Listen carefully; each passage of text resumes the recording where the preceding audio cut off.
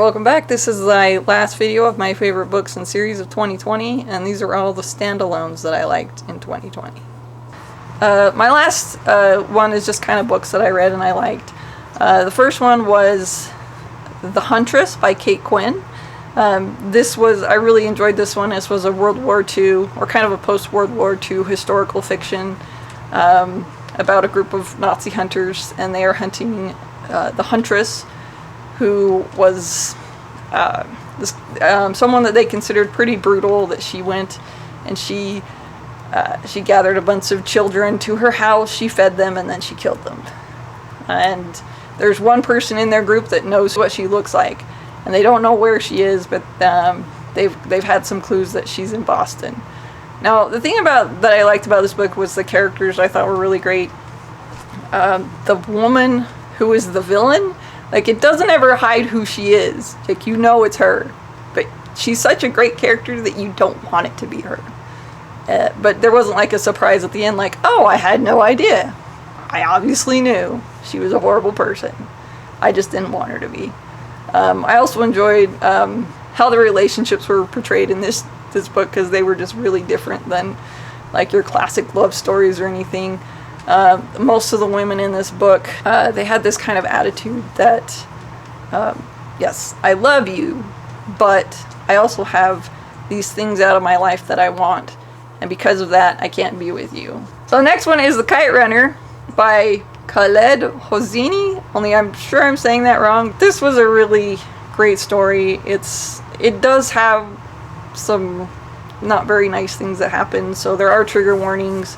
I'm sure for this book there's a scene that's quite graphic. This is a great book about secrets and how it tears families apart, and what it takes to bring those families back together. I really enjoyed it. Even though it was horrible and horrible things happened, but good read. Okay, the next one is called the Sword of Kaigen, and that is by M.L. Wang. This was a fantasy that was more like how war affected this one small community. It was pretty gruesome. It's kind of, I would say it's like Avatar for adults, and there's a government that's keeping secrets. I know that's impossible to think of in these times, right? Our governments are completely open and honest with us. So government's keeping secrets, and how this war has affected this small community, and then what happens in the aftermath when people come through and say, hey, you need to cover all this up and pretend it never happened, and how this community deals with that. Okay, the next one is Pan's Labyrinth, or The Labyrinth of the Faun by Guillermo del Toro. If you've seen the movie, the book follows the movie quite a bit, almost exactly. I think the movie actually came first in this situation.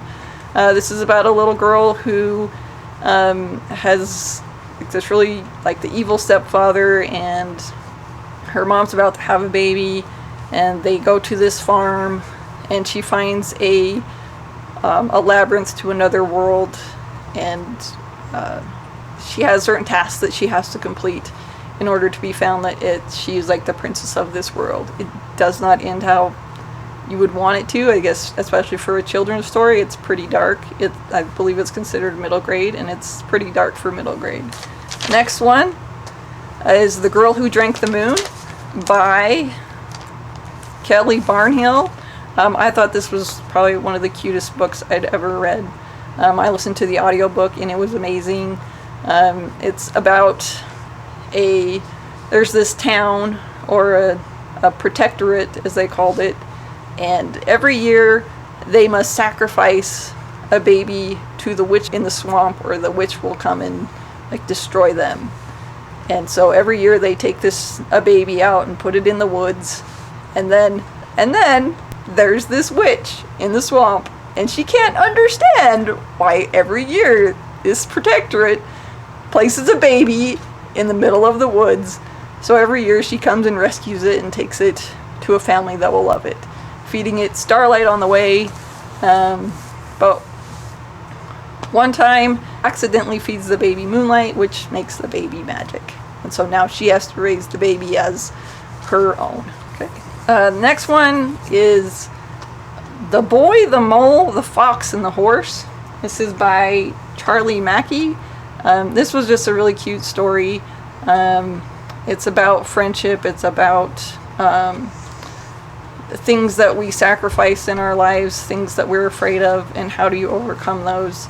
The mole is like my favorite character because his answer to everything is cake, which that is the answer to everything, right? Cake. The next one is called The Goldfinch by Donna Tartt. This is the first book I've ever read by Donna Tartt. It's about a boy who goes to this art gallery with his mother, sees a pretty girl, so he says, I'm gonna go. His mom wants to go look at something, and so he decides he's gonna follow the pretty girl, and as he's following her, there is an act of terrorism. There is a bomb that goes off in the museum. His mother dies. As he's waking up after the explosion, he is by this painting called The Goldfinch, and there's a man there, and he kind of has a conversation with him, and in all the chaos and everything, he ends up taking the painting. Not really as like a malicious thing. It was more like this was just something he knew his mother liked, and for some reason this guy was, when he looked at it, the man he was talking to, when he looked at the painting, was kind of falling apart. So now he's stolen this famous work of art. His mother's dead, and it's kind of like what happens to his life afterward, and how this one event kind of defined everything in his life. It was great. I liked it a lot. Liked the conclusion and everything like that. Okay, next one is Walk Two Moons by Sharon Creech. This is a book about a girl who is going to visit her mother, and she's riding in a car with her grandparents. I won't say that it was shocking what happened. It was pretty kind of obvious. This is kind of a middle grade. But as they're driving, she's telling them about her friends and the different things that her friends are going through. And it's kind of how like all of us are connected, how all our stories are connected, and about loss. And there's even a little bit of teenage romance, but I felt like it was a really kind of a realistic portrayal of how teenagers are and how the romances are. I've heard people say that they don't like her friend in this, but I thought she was hilarious, and I thought that based on what her friend was going through, that's pretty much how I would expect her to act. Okay, the last one that I read and I really liked was Alias Grace by Margaret Atwood. This was based on something that really happened. There was this woman who was in prison for murdering. She was a maid in a house, and her and this guy supposedly killed the man and his wife, and then they took off. And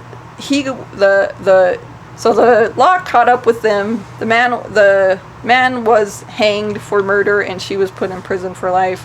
And there's this psychiatrist trying to figure out. So there's this psychiatrist, and he's interviewing her, and he's trying to figure out what exactly happened at this farmhouse and who was responsible for the death of these people. I think he's trying to get her out of prison because I think he doesn't believe that she did it, that it was the guy that was hanged. So those are my favorite books and series that I read in 2020. If you like this video, go ahead and subscribe. I'll be back again later.